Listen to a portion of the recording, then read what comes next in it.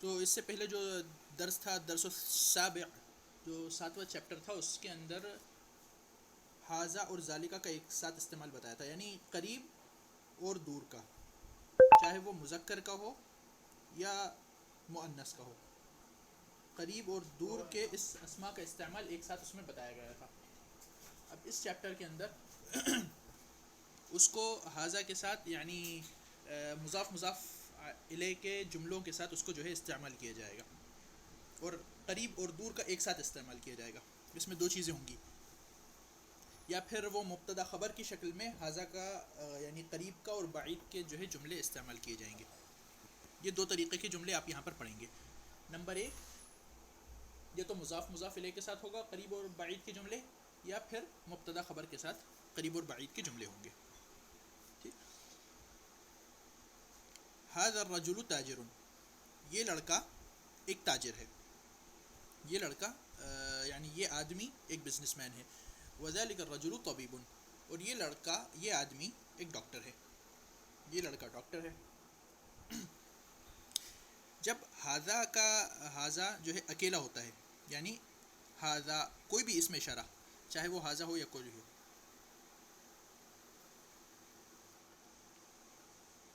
اس کے یہ اکیلا ہوتا ہے اور اس کے بعد جو ہے صرف مشار الیہ ہوتا ہے، یعنی حاذا جو ہے اسم اشارہ ہو گیا اور اس کے بعد مشار الیہ.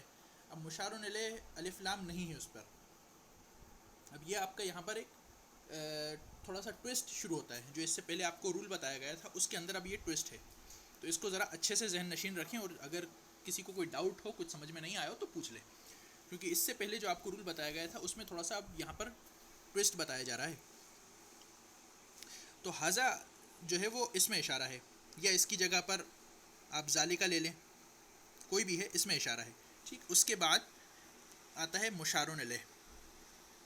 مشار الیہ،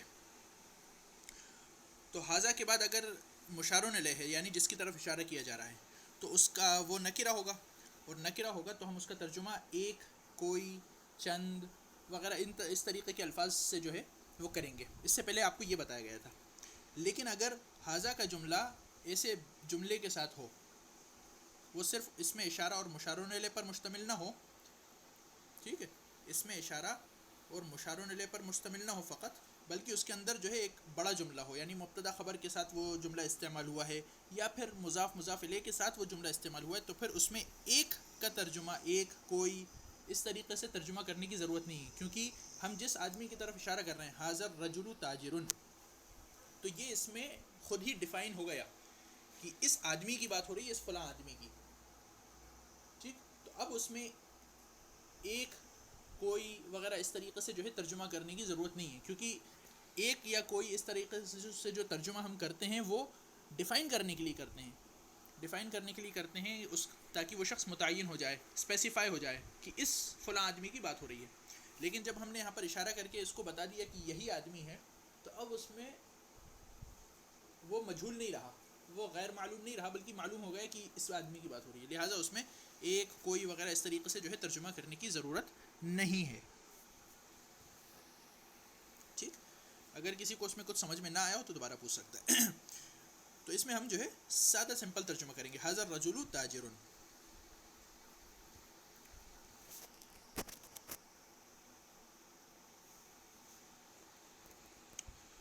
ھذا الرجل تاجر، یہ آدمی تاجر ہے. وذلک الرجل طبیب، اور یہ وہ آدمی ڈاکٹر ہے. اسم التاجری محمود، دیکھیے یہاں پر جو ہے پیش ہے اور یہاں پر زیر ہے. تو اسم التاجری محمود، محمود یہاں پر تنوین آئے گی، محمود، کیونکہ مذکر کا نام ہے، مذکر کا علم ہے، مذکر کا کسی ایک آدمی کا نام ہے، تو اس کے اندر الف لام تو آئے گا نہیں، لیکن تنوین آئے گی. ٹھیک. تو اسم التاجری محمود، تاجر کا نام محمود ہے.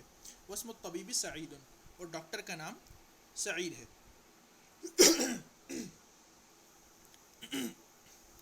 ھذا البیت للتاجر، ھذا البیت للتاجر، لام زیر لی بتایا تھا میں نے.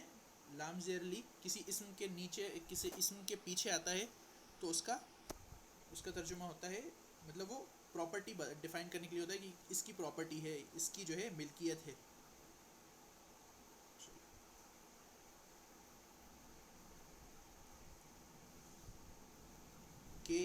کے لیے. حاض البیت للتاجری، یہ گھر تاجر کا ہے. یہ بھی مضاف مضاف الیہ کا ہی ایک حصہ ہوتا ہے. لام زیر لی، لام زیر لی جو ہے یہ بھی مضاف مضاف الیہ کا حصہ ہوتا ہے. یہ بھی اسی میں شمار ہوتا ہے، یہ بھی اسی میں کاؤنٹ ہوتا ہے، اسی کی قسم ہے.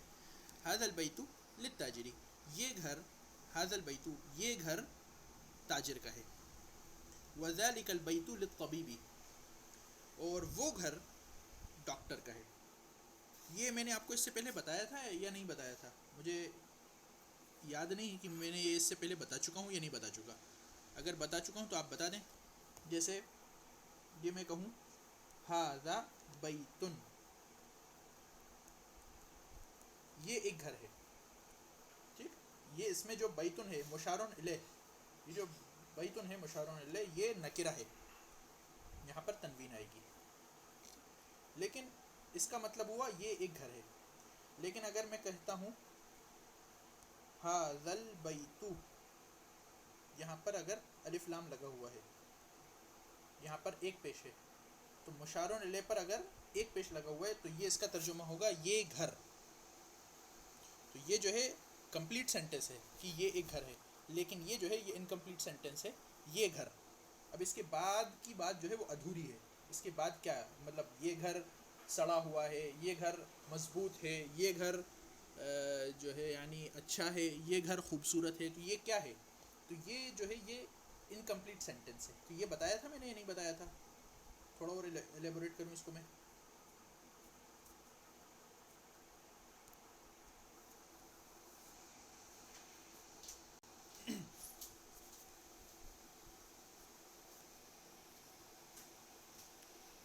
تو یہی والے جملے ہیں وہ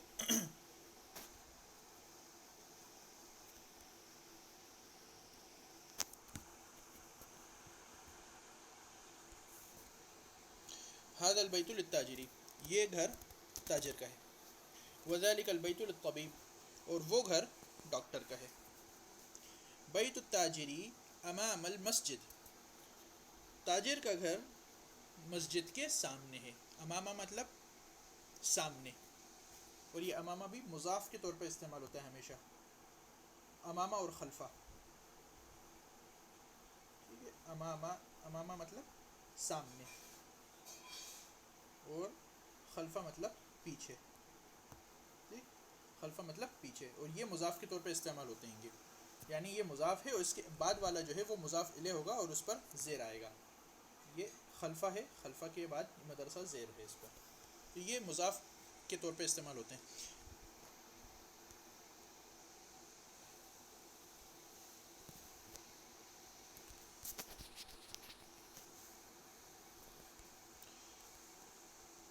بیت التاجری امام المسجد، تاجر کا گھر مسجد کے سامنے ہے، اور ڈاکٹر کا گھر مسجد مدرسے کے پیچھے ہے.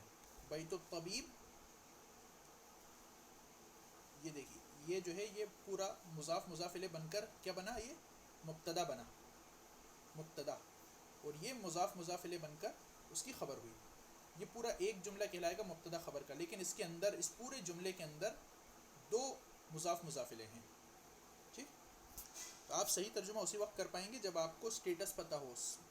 مطلب جو ورڈز استعمال ہوئے ہیں، جو جملے میں الفاظ استعمال ہوئے ہیں، ان کا اگر صحیح سٹیٹس پتہ ہوگا آپ کو کہ یہ کیا بن رہا ہے، تبھی آپ صحیح ترجمہ کر سکتے ہیں. تو اس کو سمجھنا جو ہے وہ بہت ضروری ہے. یہ پورا کا پورا، یہ پورا کا پورا ایک مبتدا خبر کا جملہ ہے. اور مبتدا، یہ جو مبتدا ہے یہ کنسسٹ ہے کس پر مشتمل ہے؟ مضاف مضاف الیہ کے جملے پر. اور یہ خبر بھی مضاف مضاف الیہ کے جملے پر مشتمل ہے. یہ پورا مل کر لیکن ایک مبتدا خبر ہو رہا ہے. بیت الطبیبی خلف المدرسہ، ڈاکٹر کا گھر مدرسے کے پیچھے ہے. اسی طرح یہ ہے بیت التاجری امام المسجد، تاجر کا گھر مسجد کے سامنے ہے. یہ پورا ایک مبتدا خبر کا جملہ ہے، لیکن یہ اس پہ مشتمل ہے دو مضاف مضاف الیہ کے جملوں سے.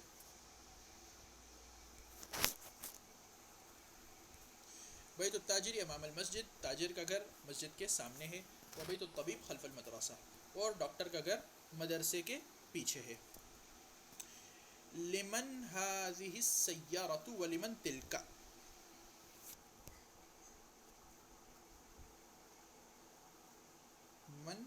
आपने पढ़ा मन मतलब कौन, किस, कौन के लिए इस्तेमाल होता है या फिर किस का है, ठीक। तो ये इससे पहले लाम ज़ेर ली, लाम ज़ेर ली भी, लाम ज़ेर ली आ गया, वही जो लाम ज़ेर ली आपने ऊपर पढ़ा, तो वो हो गया लिमन, लिमन, वो मिलाकर जो है लिमन हो गया, उसका मतलब हो गया किसका, किसका या किसके लिए। लिमन हादल मा, ये पानी यहाँ पर किस लिए रखा हुआ है, किसके लिए रखा हुआ है। लिमन हादिह सैयारा, ये गाड़ी किसकी है। लिमन हादिह सैयारा व लिमन तिलका, ये गाड़ी किसकी है, व लिमन तिलका, और वो गाड़ी किसकी है। हाजिही मुअन्नस करीब के लिए और तिलका मुअन्नस बईद के लिए।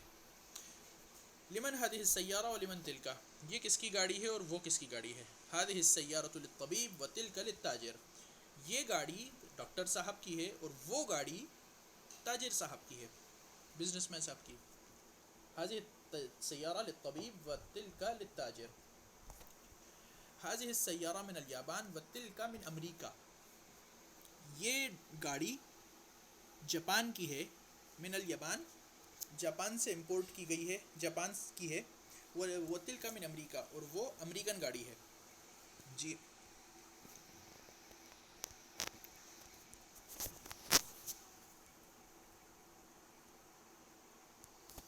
हाजिह सैयारा मिन अल-याबान, ये जापानी गाड़ी है, वो तिलका मिन अमरीका, और वो गाड़ी अमेरिकन है।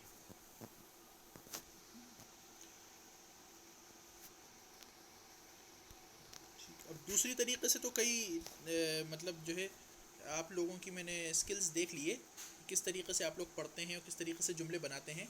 अब मैं देखना चाहूँगा कि ट्रांसलेशन का स्किल कितना डेवलप हुआ है अभी तक।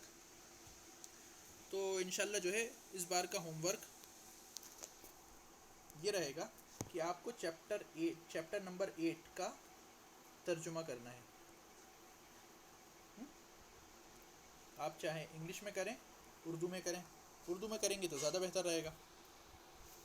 वाजिबुन मंजिलिया जो है चैप्टर नंबर 8 का, ठीक, पेज नंबर 42, इसका आपको ट्रांसलेशन करना है सर, ठीक। इतना सिर्फ 8-10 लाइनें हैं, इनका जो है ट्रांसलेशन कीजिए।